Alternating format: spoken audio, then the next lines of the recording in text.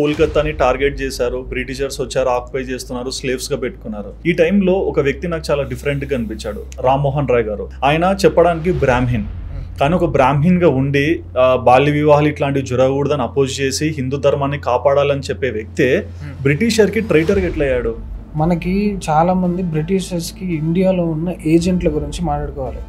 వీళ్ళలో ఉన్న one of the agent Raja Rammohan Roy. ఈ ఏజెంట్స్ వాళ్ళు ఫస్ట్ ఆఫ్ ఆల్ ఎందుకు వాళ్ళ మాట వింటారు, ఎందుకు మారారు?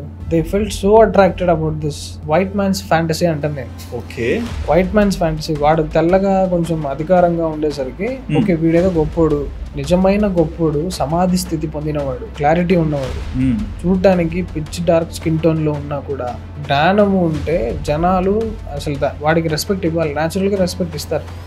రాజా రామ్మోహన్ రాయ్ ఏమన్నాడు తెలుసా, మాకు పాలించడం రాదు, మీరు కొన్ని రోజులు ఉండి మాకు హెల్ప్ చేయండి అన్నాడు బ్రిటిషర్స్ ని. ఎంత ఒక్కొక్కడు రాజా రామ్మోహన్ రాయ్ కనబడితే ఇప్పుడున్న హిందువులు, హిందుత్వ ఇస్ రైజింగ్ నౌ. ఎగ్జాక్ట్లీ, ఒకప్పుడు ఉన్నట్లు లేదు. Thanks to all the influencers and media. మీరు కూడా దీన్ని హిందుత్వాన్ని నిద్రలేపడానికి చేస్తున్న ప్రయత్నం అంతా ఇంత కాదు. రాజా రామ్మోహన్ రాయ్ని ఆయన సమాధి కూడా ఇండియాలో లేదు. అవును, యునైటెడ్ కింగ్డమ్ క్రిస్టియన్ పద్ధతిలో. యా, ఓకే, అలా చేశారంటే యూ కెన్ అండర్స్టాండ్ ఎంత లాయల్ గా ఉండాలంటే, మనల్ని దెబ్బతీయడానికి ఎంత కోఆపరేట్ చేసి ఉండాలి.